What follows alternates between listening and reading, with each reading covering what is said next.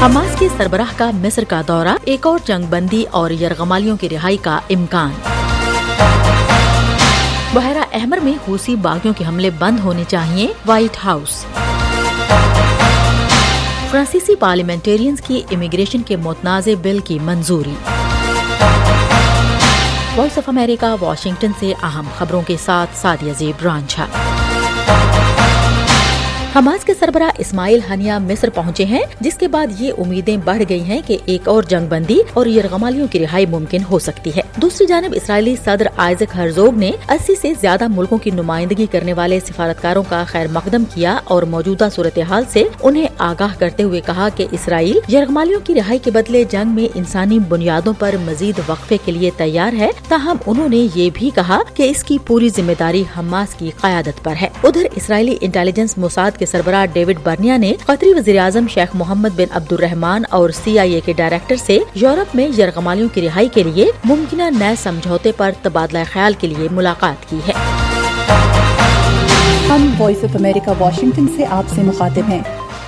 White house کے قومی سلامتی کے ترجمان جان کربی نے کہا کہ بحیرہ احمر میں حوثی باغیوں کے حملے بند ہونے چاہیے اور امریکہ اور اس کے شراکت دار جہازوں کے بچاؤ کی کوششیں جاری رکھیں گے۔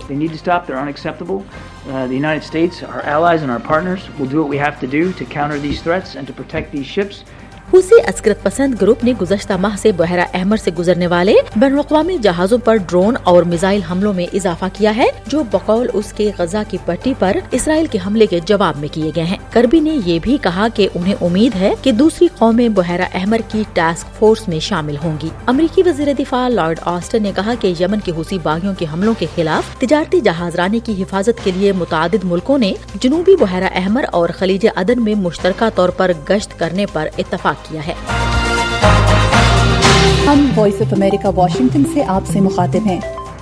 روس کے وزیر اعظم نے بدھ کے روز بیجنگ کے 2 روزہ دورے کے دوران چینی صدر شی جن پنگ سے ملاقات کی اور کہا کہ چین اور روس کے درمیان دو طرفہ تجارت سال کے پہلے 11 مہینوں میں اپنے سالانہ ہدف کے تجارتی حجم $200 بلین تک پہنچ گئی ہے۔ بیجنگ نے گزشتہ سال اعلان کیا تھا کہ اس کی روس کے ساتھ دوستی کی کوئی حد نہیں ہے۔ چین نے ماسکو کے خلاف مغربی پابندیوں کی مذمت کی ہے اور نیٹو اور امریکہ پر الزام عائد کیا ہے کہ وہ یوکرین میں روس کی فوجی کارروائی کو ہوا دے رہے ہیں، یہاں تک کہ اس نے یوکرین کے تنازع میں خود کو غیر جانبدار ظاہر کرنے کی کوشش بھی کی۔ شی نے مارچ میں ماسکو کا دورہ کیا تاکہ تعلقات کو مزید مضبوط کیا جا سکے اور پوٹن نے چین کے بیلٹ اینڈ روڈ انفراسٹرکچر اقدام کے سربراہ اجلاس کے لیے گزشتہ ماہ بیجنگ کا سفر کیا۔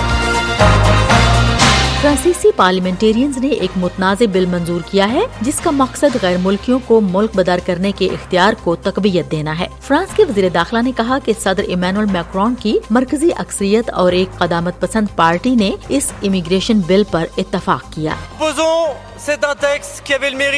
وزیر داخلہ نے کہا کہ انہیں اس بل کی حمایت کرنے پر فخر ہے جو ان کے بقول ملک کو غیر ملکی مجرموں کے خلاف زیادہ سخت اقدامات کے قابل بنائے گا اور اس کے ساتھ سال میں 7,000 سے 10,000 غیر دستاویزی تارکین وطن کارکنوں کو رہائشی اجازت نامہ حاصل کرنے میں بھی معاون ہوگا۔ انسانی حقوق کی تنظیموں نے اس بل کو تارکین وطن کے حقوق کے لیے خطرہ قرار دیتے ہوئے اس پر تنقید کی ہے۔